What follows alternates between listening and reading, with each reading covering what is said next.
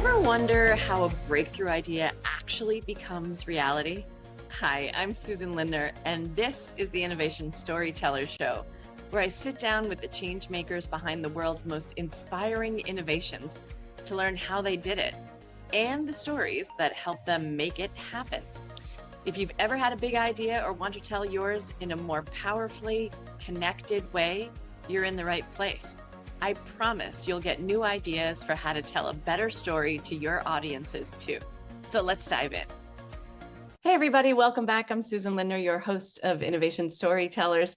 Today's going to be a really fascinating conversation, maybe a little bit different than some of the ones we've had before, where we focus deep on some of the innovations my guests have brought into the world. We're going to do a little bit of both. We're going to zoom in and talk about some cool innovations that my guest has been central in bringing to the market, but also we want to zoom out and have a conversation about process. How does innovation really move through an organization? How do we structure it so that it functions? How do we really look at innovation as part and parcel of the organism itself, rather than something that exists on an island off to one side or in an innovation lab where we hope, fingers crossed, that the moonshot finally makes it to the marketplace?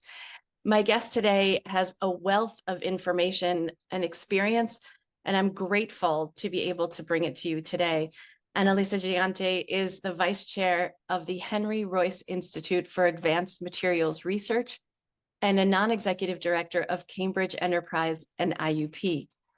She also serves on the investment committee of Cambridge Enterprise Ventures, the VC fund of Cambridge University that just celebrated its 30-year anniversary. Annalisa is an award-winning innovator with a track record of commercial success, launching and building multi-billion-dollar new businesses across different industries, from life sciences and chemicals to services and digital technologies.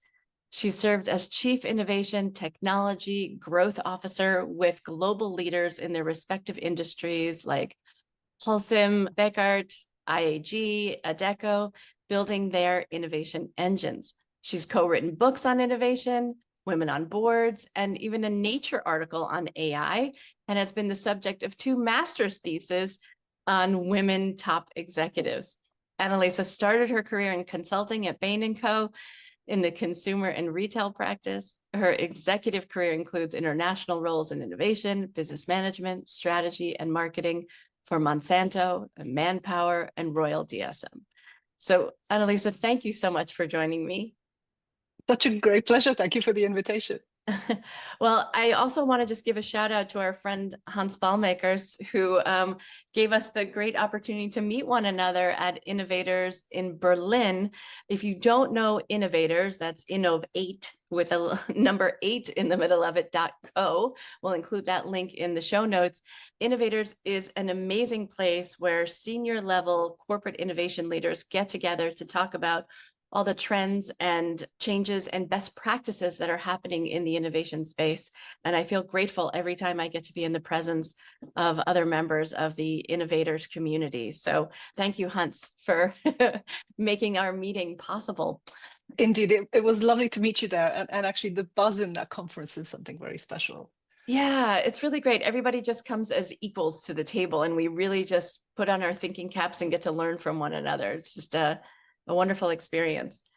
So, Annalisa, I just want to start off by asking you the question that I ask all of my guests, which is, how did you come to the innovation space? How did you get here? Because it's not a normal I want to be an innovator when I grow up conversation. So, what was it like? What was your process for getting here? Yes, becoming an innovator clearly wasn't a thing. Right. The way I came to it was that it was called business development. And I was in a company that had a really interesting set of tools in R&D. It was making new things. And I got that challenge from somebody in R&D who said, we've made a thing, go find a market for it. So at the time, we used to call this business development. Today, we recognize it as one of the funnel stages in innovation. And that was very much the challenge. So this was patented, brand new technology that was mixing, it was a new material. It was mixing natural rubber with polypropylene. And so you could have something that had the properties of natural rubber, but you could process it like polypropylene, so it was much more efficient and it was recyclable. So a wonderful next step in the market. And my challenge was to go and find applications for it. Wow. So when you look back on that experience, and how long ago was that? About 30 years ago, 30 25, years 30 ago. years ago. Yeah. So that practice, right, with saying like, oh, look, we've invented this thing, go find a market for it, right? As opposed to what we see today, which is endless market testing, right? Which is like constantly looking for these spaces along the way. So many like 6-week sprints or things like that. Did that kind of process on the R&D side even exist prior to, I mean, 30 years ago, it was a different world, right? Absolutely. And so the first thing we needed to do is understand what the properties of the material were and where the best fit was. So by the time I got involved, there were already colleagues who had found really interesting technical applications for that material inside automotive parts or electrical parts or even in construction. But of course, I came there with a very, very open view of saying, well, I understand that this material has really, really high technical specs, but actually it feels quite nice.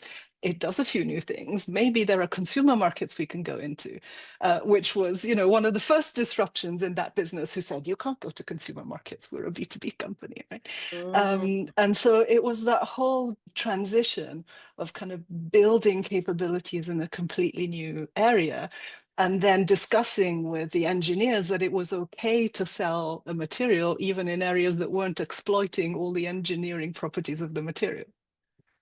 That's a really interesting point, right? So we get this kind of slab of functionality from the R&D team, right? Or at least properties, to your point. And then we can still get locked in and super narrow on this is our target market. This is who we've always worked with in the past. Why would we even look at market Z that we've never gone to before? And so that's a whole innovation thinking process, right, in its own right, just to say, why couldn't we go to consumers with this? Right, but also a degree of hierarchical thinking in technology that, Mm. the best application is the one that uses every single aspect of the technology, and ones that use less of them are kind of What a waste. not really What a for us. waste. But when you start looking at it with a business building mindset, and that's that transition into innovation, all of Mm. a sudden the numbers start looking quite interesting because, the volumes are larger, the number of applications are larger. And then you start crunching the numbers and you go, well, actually, the margins are still good, the volumes are there. We could build a brand new business.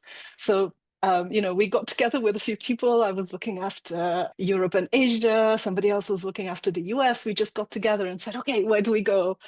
Which industries do we start talking to? Packaging, grips of all types, sports, healthcare, all these kind of things. And then started talking to industrial designers and saying, well, can you make up a thing so I can go and talk about it to a consumer package company to show them what can happen.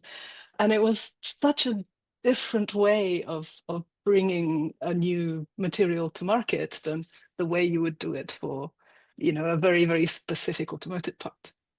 Yeah. And so what was the outcome of that process? So the one that I love talking about are toothbrushes, because before then, toothbrushes were like a really, really low value thing. The companies that sold toothpaste would give them away for free in order to sell more toothpaste. And I don't know if you remember, they were probably acrylic, kind of these transparent, hard gripped things. And then we had gone to some designers and designed some fancy grips that used the material and molded it and made it more interesting and used different colors. And we started going to talk to these guys saying, well, actually, you could sell these instead of giving them out for free with your toothpaste. And I love it because today when I talk about it, I think most of us have one or two of those in our houses. And so it becomes a very concrete way of showing how you can use the material. We also had applications in kids' toys, in perfume packaging, and all sorts of grips to do with houseware or sports, like ski poles, for example, and things like that. Very helpful to be able to hold onto your ski poles while shushing down the Alps. Yes, very And the important. ski poles, my technology engineering colleagues thought was much more interesting because that used one of the properties of the material that allowed it to be tactile even at very low temperatures. Whereas Right. people are saying, you're doing this thing, it's colorful, it's in your bathroom. You're not using any of the properties that we worked hard to put into this material. Right. If it's not going into outer space, right, in the satellite, then what's the point of even making these materials, right? Mhm. That's the feeling at the engineering level, right? I want the Yeah, NASA so stamp on it. yeah, that was Learn How to Innovate 101, right? Yeah. This is so fantastic. And you think about, the first time you teach your kids to brush their teeth these days, right? They have like, it's a big fat thing at the end they can brush their teeth with, as opposed to the ones where we were like dropping it all over when we were little kids, right? Like you were lucky if it made it into your mouth for any length of time. But actually, ergonomics was one of those fundamental discussions that we were able to have, with Right. some end users. And that got us to then speaking to some startups that were working on, trying to make life easier, for example, for older generations. And one of the companies was OXO. And they had designed like, these fatter grips that wouldn't slip Mm. if the item was wet or other things. And all of a sudden, we just found that naturally the material that we were selling and their design were a good fit. And, that's grown into a tremendous company now. And on Right. that one, we didn't even use the possibility of creating colors. It was just the black master batch. And And there that's you become go. their brand. Yes.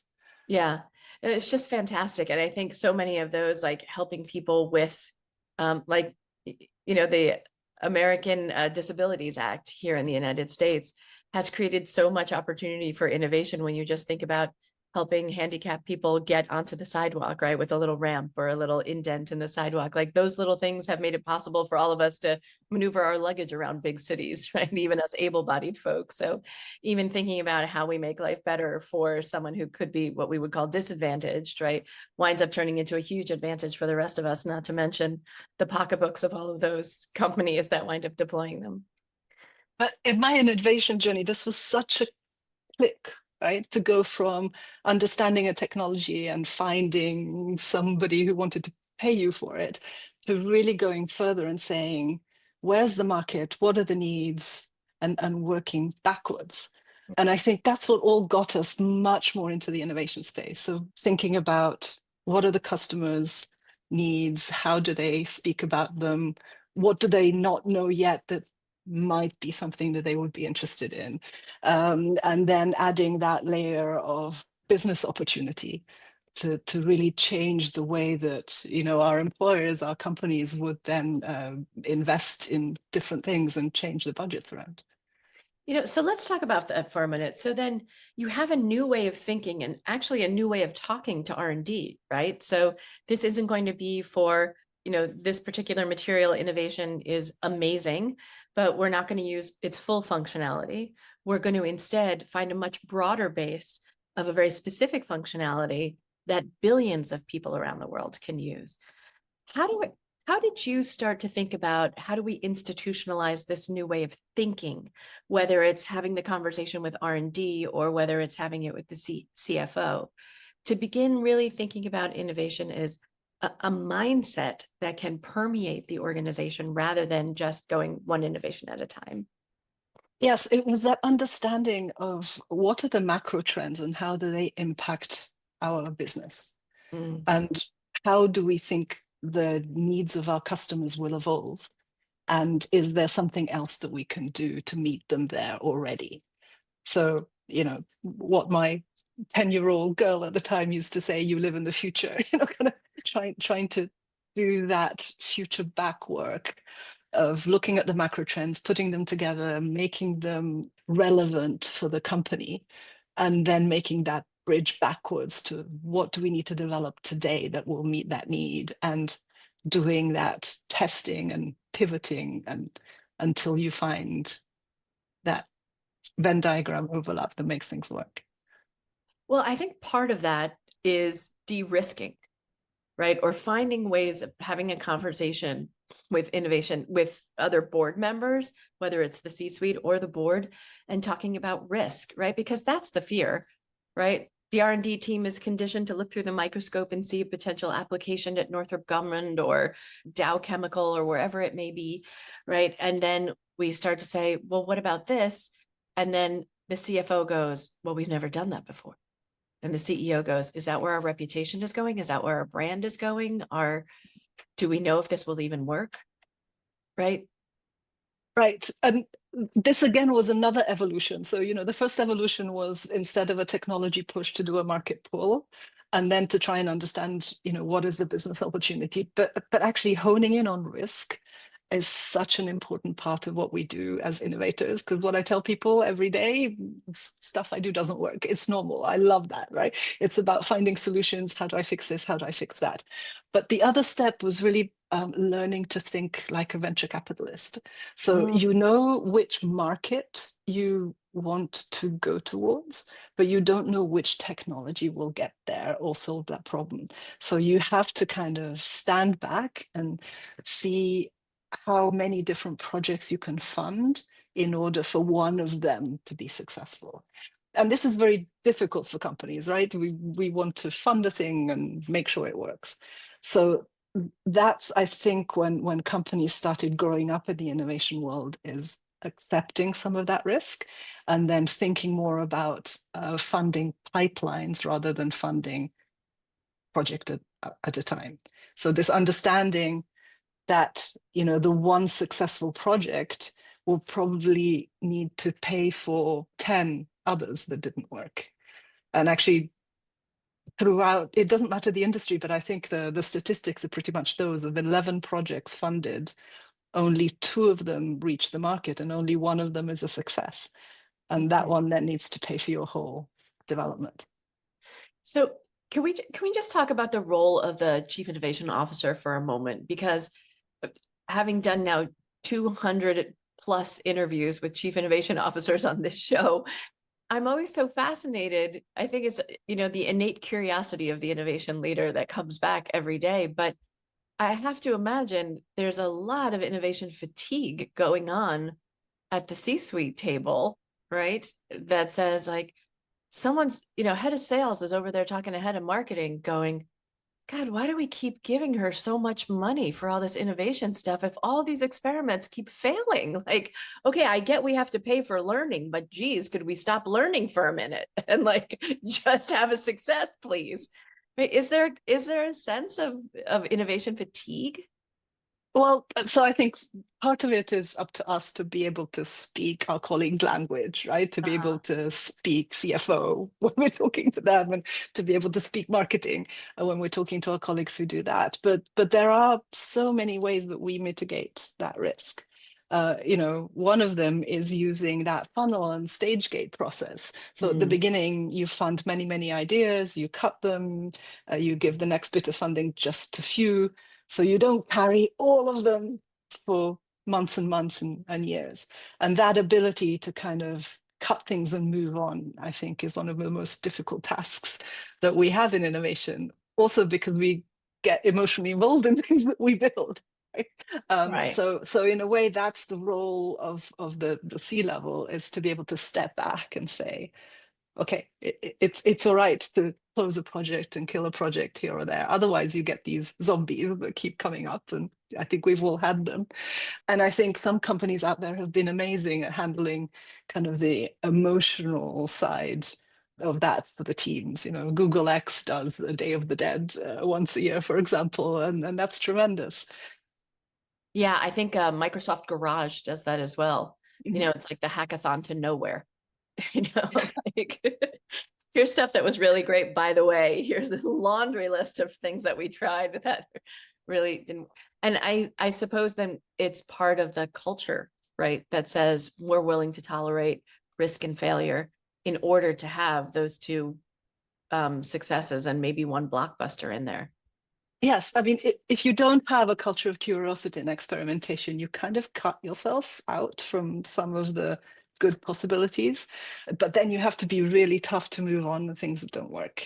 Yeah. And so both of these things need a balance. And again, this is where wisdom of crowds is important. It's good to have teams so you can have these conversations and understand other points of view before you make kind of some of these critical decisions. But also on the culture side, it's so important to capture the learnings. One of the things most of my colleagues and I say is it's great to make a mistake. It's not great to make it twice. Right. Make as many mistakes as you want, just not the same one. Mm-hmm. Because if you don't capture that learning, then you're kind of in this revolving thing where, Groundhog Day, you're making the same mistakes, you're not advancing. Whereas if you can learn, you are advancing. Yeah. And so a challenge of that too is the churn in the innovation department, right? Is really being able to ensure that the learnings continue after the people have since moved on. So one thing I learned building teams here is that some of us really love this gray area, this kind of let's find a solution here, let's figure this stuff out. For some other people, this is the definition of torture. And I think sometimes we're not careful enough on how we build innovation teams to make sure that we have guys who love living in that world, tinkering and hacking and trying a thing and trying another. And it's in the kind of more incumbent companies where I think some of these clashes happen. And just for lack of knowledge, right? I think one of the best things I did in one company was have an HR partner who was really, really great at understanding this. And she helped us do, some psychometric tests, not just for our team, but all over, also to understand, where our next colleagues might come from, and just let people know, here you are in the scale, this is what your instincts are. Even if they're not your instincts and you still want to learn how to do this, fantastic, but do it consciously. But she's the one who told me stop torturing people. It's not because they want to they want to kind of grow in their career, that they have to have a stint in an area that will make them crazy every day. Right. Yeah, and that's part of getting to that level of having, when you step up into that level of leadership, right? It's also having the empathy for all those other roles and understanding what they're going through too. So, Annalisa, part of your work that I find so fascinating is you go into organizations, you assume a senior level innovation role, and then you begin to create structures of innovation inside of companies. And you go into these new cultures. I'm an anthropologist, so I think of them as like little mini countries, with their own religion and values, their politics, their economic structures and incentives, right? And what the villagers feel about the organization.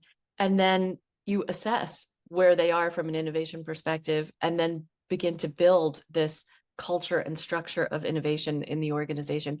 Can you talk to us a little bit about going into an organization and assessing their capacity for innovation? I mean, maybe we all have capacity, but we're just not exploiting it.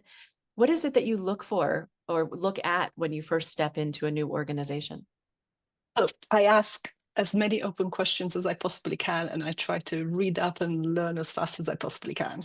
But honestly, I believe that every company has their own Goldilocks zone. So, this perfect balance of ecosystem that works for them in innovation. It's not the same for one company and another, but each company has some really incredible skills that you can build on.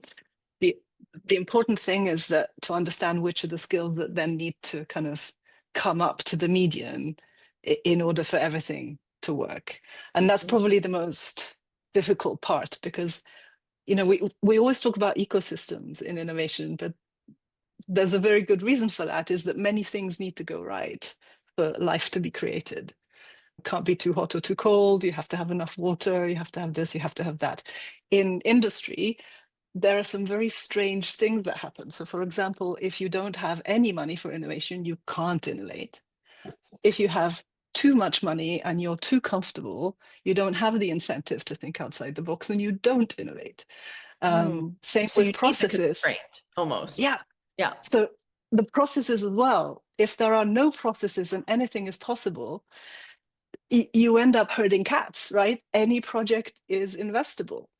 And so you're never building a critical mass.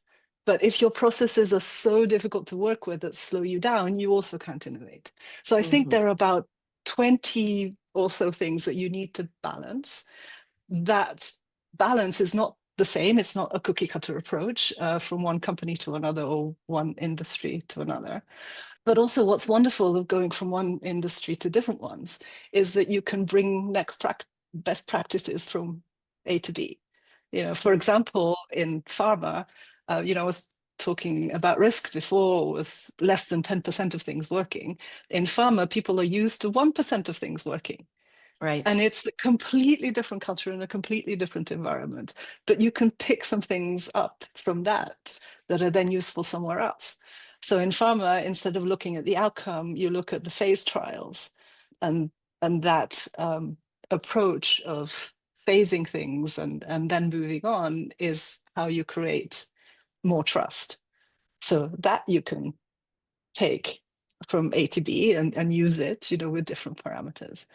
There are also companies that have large R&D departments that have relied on their own knowledge and IP and that struggle to work with external partners. So maybe that's the intervention, open up, work with startups, with universities, and others who don't really want to invest internally, but are quite happy to work with open innovation. So you need to construct something that works with their strategy and the needs of the industry, but balancing out, a lot of these things, so processes, finance, skills, number of projects that you can handle at any one time. Those are different by company and by industry.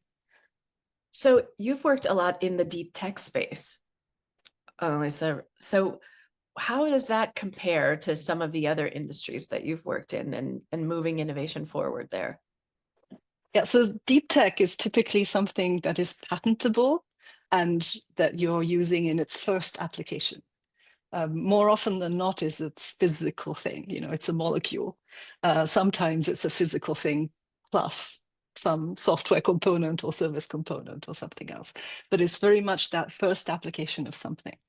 And over time, it's been kind of under the radar because the attention has been more on different industries and different outcomes. But if you look at what's happening underneath, there's a lot there which has to do with advanced materials that has applications in many, many different industries. So that's what I'm really fascinated about, and very lucky to work with the Royce Institute on that. So they have these incredible labs with incredible research output. And the challenge there is how can we grow applications and companies from the research that happens in our labs and accelerate that process over time.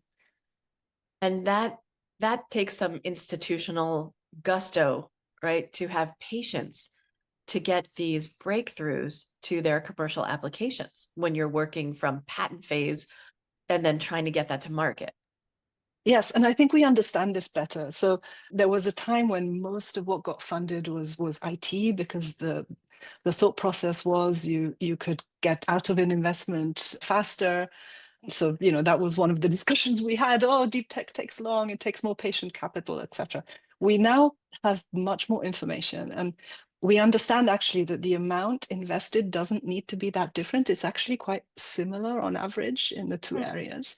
But where that venture capital gets invested in is very different. So on a SaaS VC, 30-40% of it will be on branding and consumer outreach. Right. It's all the marketing. Whereas in a material, you wouldn't do that, but you would use roughly the same amount on bench testing and scaling up manufacturing. So once you understand that, then you can start really comparing the different types of investment. And one of the really interesting things about deep tech is that once you have a material that is tested in an application and you've been written into the blueprint of that application, you have it for the lifetime of the application. So it guarantees you, a completely different return on investment and margins over time. Mm. That's it's interesting, right? Because it forces us to think about it's almost like a music producer with their fingers on the mixing board, right? So you really have to turn up the bass on marketing if you're doing a very quickly commercially viable SaaS software product. but you turn down the R&D pretty quickly, right? Once you get a commercial application going and you get some adoption, then boom. Now it's just about marketing. So it's interesting to think about as funders, right? And as investors like us in these companies to think the same way. Actually, that's such a great way of looking at it. Yeah. We're just moving these different pieces around. Yeah. I have a quick true false game to play with you, and you tell me, feel free to elaborate on any of these as you wish, but tell me true or false. Companies often overestimate their innovation capabilities. Mostly true. Mostly true. Most companies have difficulty in scaling up innovation solutions inside of large organizations. They can find it, it's the scaling that's the challenge. So in my experience, mostly false. Mostly false. Uh-huh. So the scaling is what big companies are better at. Is that what you mean to Yes. say? Yeah. There is true or false, there's often misalignment between innovation efforts and a company's risk tolerance. Yes, however, I think it's based on a misunderstanding because the risk of not innovating is very high. It just tends to be overlooked. Can we talk about that for a heartbeat? Because, we're seeing a trend right now where large companies are shutting down their innovation labs, these little islands they've created to develop moonshots and really pursue what they consider to be innovation away from the mothership. Let's talk about what the risk is of not innovating at all, of just being focused on quarterly returns. What's going to happen in 5 years' time? Well, so there's this fabulous quote that I use a lot that says, if technology didn't improve, if customers always wanted what they wanted yesterday, if your competitors kept on doing the same thing, we really wouldn't need to innovate and we would just be all very comfortable. The fact is that none of those statements are true. So given that we can all agree with that, that's the starting point of the conversation. The second part of this conversation is we all understand that the speed of technology development is growing at exponential speed. So we all understand that. And so if you can agree with these two parts, then usually what I tell people is like, today, this is the slowest day of your life. If you agree with these two statements, life is never going to be as slow as it is today. That's right. So keep that in your mind and then start thinking like a board member and say, what can I do to make sure that my company wins the race and is still here in 30 years? You start making different decisions. And that's why I'm saying this is a critical part of what the board responsibility is, to look after the long-term existence of the company. And yet I think this particular skill has kind of been underrated and is covered by others because especially in these days and VUCA and everything else that we can agree on, we get so much thrown at us every day that it's difficult to think longer term. If you start thinking about AI and what it does, it's difficult to then think, but what do I really want to do from this? Is this really the right thing? But if you start thinking like a risk manager and taking innovation into account, you will probably put your budgets in different places. And it seems like such a challenge for, at least for American companies that are so focused on the next earnings call, as opposed to where we're going next. But for all of us, right? Because the speed of change is growing and we can feel it. I think everybody understands it better today because we've lived through the pandemic. We've felt what that is like every day. It kind of gives you a different flight or fight response, but that's not necessarily the one that is in the best interest of the company that we work with. That's so true. True or false? Companies face the biggest challenge in creating a supportive environment for innovation. I think it completely depends. And the leadership critical in this. It just needs a couple of people in leadership to change the culture and make collaboration and teamwork the key thing in that company. And lastly, true or false? oftentimes the most challenging part for companies to create an innovation culture comes down to communication. Completely agree. And I think the work you do on storytelling is fundamental to our ability. And even if you look in the startup world, everything starts with a pitch. You know, That's where I started working in innovation. I'm working with a startup now, and they were at an event with all these government ministers, and the learning from that was fabulous because they said, you know, everybody's been pushing me to have a 2-minute pitch or 1-minute pitch, and then I found myself kind of on a panel with all these guys. They had 10 seconds for me. So, you know, Wow. I thought that was so valuable. So then I asked, so what's your 10-second story? Mm. And the first thing he said, the name of my company should be shorter. You I know, love that. it's so funny that you say that because I can remember my first job in tech was as a PR person. So my job was to call the Wall Street Journal, the New York Times, the Times of London, and pitch a tech startup that no one had ever heard of with a .com at the end of it, to a journalist who had never heard of the technology or how it would be applied. And I can remember getting on the phone, calling a journalist and saying, "You have 30 seconds, go." And so that was my start into talking about technology. So before there was Twitter, right, where I had 144 characters, I had 30 seconds. And every one of my pitches began with, the problem facing X is Y. The way to solve that problem and its billion-dollar consequence is this company I work with and their solution. Right. So I had to get that across. But the biggest part of that was not so much the problem, but rather to create empathy in the mind of the journalist that somewhere somebody was suffering and that this was going to alleviate suffering. And that's a conversation about goodwill. And if there's one thing I wish every innovator would think about is, what is the goodwill, i.e., how am I fundamentally making someone's life better with the innovation I'm bringing forward? Now, it may But I be, think you did something else. You also spoke the audience's language, and it's that ability to translate that makes a huge impact. oh yeah, I have to put myself in the reporter's seat, right? Or I have Yes. to put myself in the customer's seat. And if you're looking through a microscope most of your day, chances are you haven't thought about the end user in a really long time.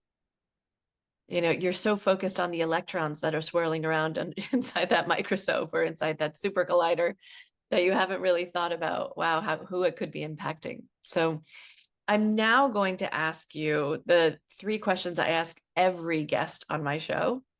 What is the greatest innovation of all time? I would say the computer. Yes. Okay, fantastic. Do you recall what your first computer was? Oh, I think I had them from scratch.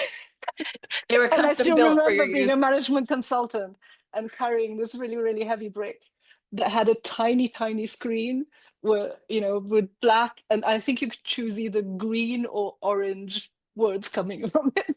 That's right. That's right. Yeah, we called it the lap crusher. I remember I had one. It used to get so hot. I had to put a dictionary underneath the computer to put on my lap because otherwise I would have burned a hole in my pants. Okay. If you had the chance to join any innovation team in history, which team would you have joined? I think the one I've always had in my head is Bell Labs, right? Because Yeah. just because they set the scene for what is possible for many different things, and then everybody tried to kind of take the lessons from there. But I'm also really excited when I hear about how the ARPA system got set up and what makes that successful. You know, it's really that ability of thinking outside the box and doing hard stuff really well. Yeah. And talk about mobilizing so many different groups of people to make that happen too. You know, it's funny. Last week I interviewed the founder of the musical group OK Go. If you haven't heard of them before, I highly recommend checking out any of their videos. They're some of the most innovative videos ever made for the music industry. They're just mind-blowingly beautiful and choreographed to the microsecond. Just amazing. And I asked him what innovation team he would have joined, and he too said Bell Labs. And I was like, wow, that's really fascinating for a musician. But he has that very innovative bent about him. And my last question is, what is the innovation that the world needs now? So I spent the last few days with a group of incredible women who are CEOs of healthcare startups and VCs involved in life sciences. And a friend of mine put this together, Mitochondrial Capital, and I was thinking we need to really do more in that field. When we started looking through the statistics that only 2% of women CEOs in healthcare get funded, and then listening to what these guys are working on, I think there's one of those discontinuities that we need to do something about. And actually, it's a tremendously exciting area. So we need to get more women on these boards. We need to get more women founders funded, right? And we need to find just a greater diversity of increasing this probability of success for healthcare startups too. Yes, and also use again some of the learning that we've had in different places. So that culture of funding that the US has really honed and exported to the rest of us, and in different pockets where again our definition of risk is different. Yeah. Approximately 75% of all healthcare startups fail. And some sources say it's even higher than that. And it's often because our founders aren't doing enough market research, apparently, to really prove market demand for these breakthroughs, and even just getting the word out there. So I know this is a point that's near and dear to both your and my hearts. I'm an investor in a healthcare startup called Listen First. And it's all about listening to the customer, listening to the healthcare consumer. But Annalisa, this has just been a fantastic conversation. If people want to get in touch with you and learn more from you, where can they reach you? What's the They best? can find me on LinkedIn, and thank you so much. Really, really engaging conversation and great questions.